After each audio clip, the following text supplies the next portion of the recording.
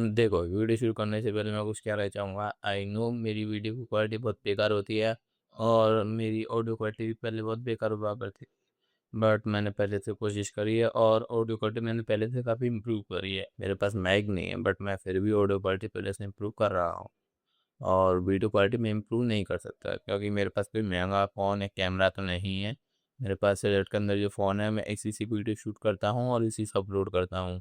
मेरा basic motive यही है कि मैं आपको इन्फॉर्मेशन दूँ, और अगर उस इन्फॉर्मेशन को आप अपनी ज़िंदगी में अप्लाई करते हैं और आपकी लाइफ अगर 0.01% भी इम्प्रूव होती है, तो दैट्स इट। मैं अपना काम अच्छे से कर रहा हूँ। मैं बस यही चाहता हूँ कि सामने वाले इंसान की लाइफ थोड़ी बहुत तो इम्प्रूव हो।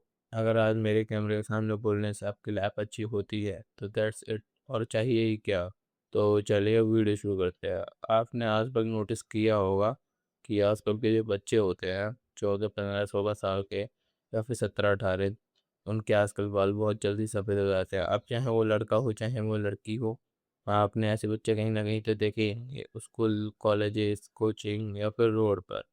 तो इस वीडियो में मैं पहले रीजंस बताऊंगा कि ये जो वाइट हेयर होते हैं इतनी कम एज पर वाइट क्यों हो जाते हैं, और फिर उनके सॉल्यूशंस बताऊंगा तो आप अपने वाइट हेयर्स को कैसे इम्प्रूव कर सकते हो।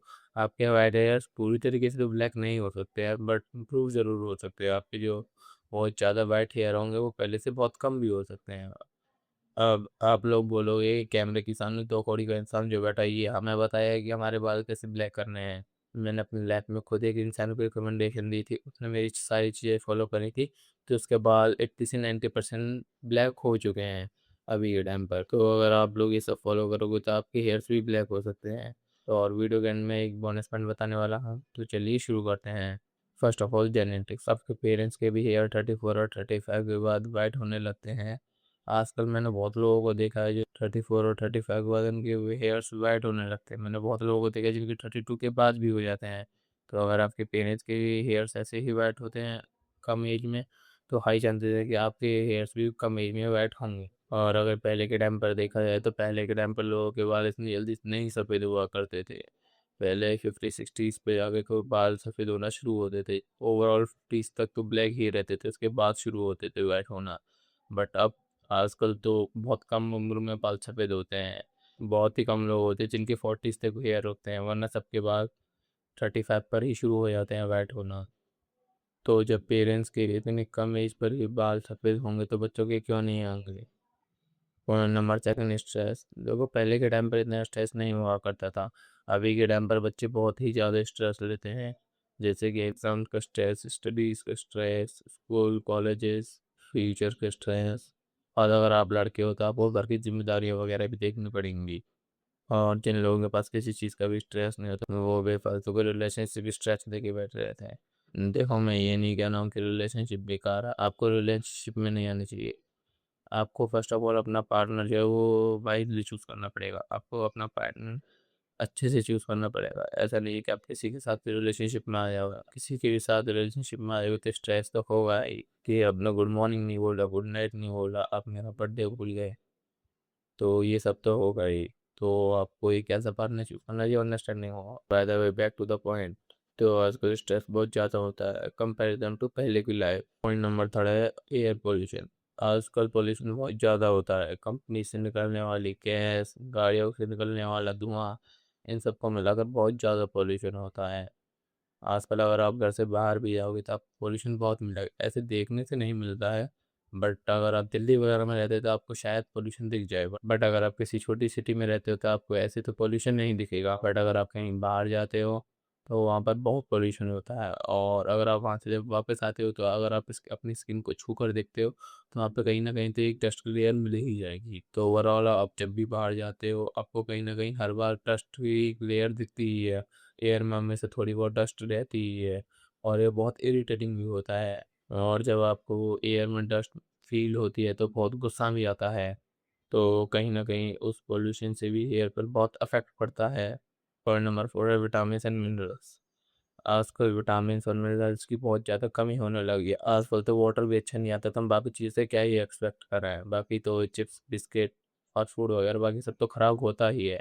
आजकल पानी अच्छा नहीं आ रहा था, और बाकी चीज़ें में क्या ही बोल सकते हैं हम।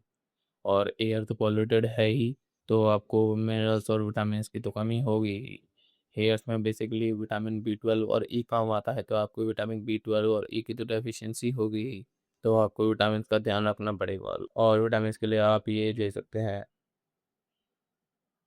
ये बेसिकली मल्टी विटामिन कैप्सूल है बिकाडेक्सामाइन, और ये 115 रुपीज़ में 2 मंथ्स के लिए चल जाती है, और अगर आप किसी अच्छे मेडिकल स्टोर से लेंगे तो आपको 100 रुपीज़ में पड़ जाएगी। तो आप ये ले सकते हैं, बेसिकली मैं भी इसे कंज्यूम करता हूँ, तो आप भी ले सकते हो इसे।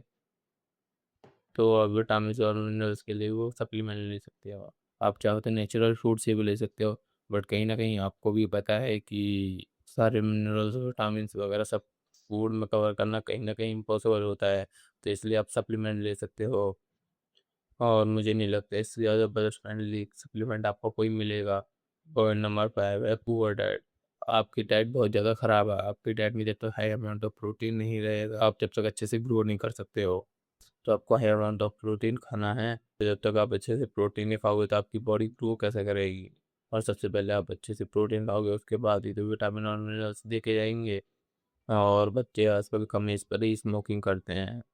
स्मोकिंग करना अच्छी बात तो नहीं होती है, और आपके कहीं ना कहीं से हेयर्स और ओवरऑल पूरी बॉडी इफेक्ट करती है। और अगर आप स्मोकिंग और नशा वगैरह करेंगे तो आपकी ओवरऑल पूरी बॉडी में किसी न किसी चीज़ की तो डेफिशिएंसी रहेगी ही। और हो सकता है कि आपको कोई मेडिकल कंडीशन हो, तो आप उसके लिए आप अपना ब्लड टेस्ट करा सकते हैं, जिसमें vitamin D, vitamin B 12, iron profile और थायराइड का चेकअप करा सकते हैं। और वाइट हेयर्स को ठीक करने के लिए आप सबसे पहले अपनी डाइट को ठीक करिए। फर्स्ट ऑफ ऑल अपनी डाइट ठीक करिए, हाई अमाउंट ऑफ प्रोटीन खाइए, विटामिन और मिनरल्स का ध्यान रखिए, और आपको स्मोकिंग नशा वगैरह सब छोड़ देना है। और सबसे ज़रूरी बात ये है कि आपको रातों में बिल्कुल नहीं जगना, आपको रात में लेट नाइट जगने की कोई ज़रूरत नहीं है, आपको 1-2 बजे तक जगने की कोई ज़रूरत नहीं है, आप जितने जल्दी सोएंगे आपके लिए उतना ही अच्छा है। और आपको अपनी स्लीप का बहुत ध्यान रखना है, आपको मिनिमम 8 to 9 आवर्स स्लीप तो लेनी ही है।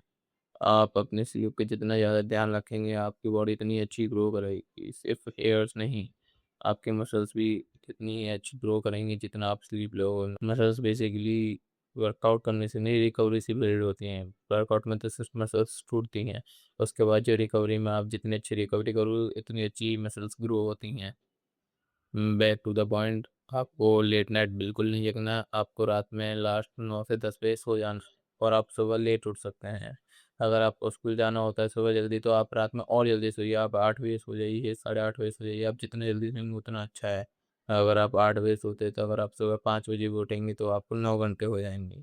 आपको अपनी स्लीप का बहुत ज़्यादा ध्यान रखना है, और विटामिन मिनरल्स का भी ध्यान रखना है, और आप उसके सप्लीमेंट ले सकते हैं जो मैंने अभी रिकमेंड करा था। और हेयर्स के लिए आप विटामिन ई भी खा सकते हो, और अपना ब्लड टेस्ट वगैरह कराइए, B 12, vitamin D and profile. और अब जो मैं बताने जा रहा हूँ शायद आपको वो कोई ना बताए, आप अपने बालों को वाइट से ब्लैक करने के लिए आप एक हेयर ऑयल यूज़ कर सकते हैं। पहले मुझे भी लगता था कि ऐसा कोई हेयर ऑयल नहीं है जो बालों को सफ़ेद से काला कर सके, बट मैंने अपनी आंखों से खुद एक इंसान के बालों को काला होते हुए देखा है। पहले उसके बाल बहुत ही ज़्यादा सफ़ेद थे, बहुत ज़्यादा सफ़ेद, और अभी के टाइम पे उसके 80 से 90% बाल काले हो चुके हैं। मैं इस चीज़ की कोई गारंटी नहीं ले रहा कि आपके बाल काले हो जाएंगे, बट जो मैंने अपनी आंखों से देखा है मैं सिर्फ वही बता रहा हूँ, आप चाहो तो एक बार ट्राई कर सकते हो। मैंने खुद देखा है, उससे बाल सफ़ेद से काले हो जाते हैं, बट मैं किसी चीज़ की गारंटी नहीं ले रहा। और आपको नहीं पता रॉसमल ऑयल कौन सा है, तो लिंक डिस्क्रिप्शन में डाल दूंगा, आप वहाँ से देख सकते हैं, और आप एक बार ट्राई कर सकते हो, क्या पता बाल काले हो जाएं। और अपनी लाइफ में से अनवांटेड स्ट्रेस हटा दो, बेफालतू स्ट्रेस लेने से कुछ फ़ायदा है नहीं ऐसे भी। तो मिलते हैं नेक्स्ट वीडियो में, जब तक के लिए बाय एंड टेक केयर।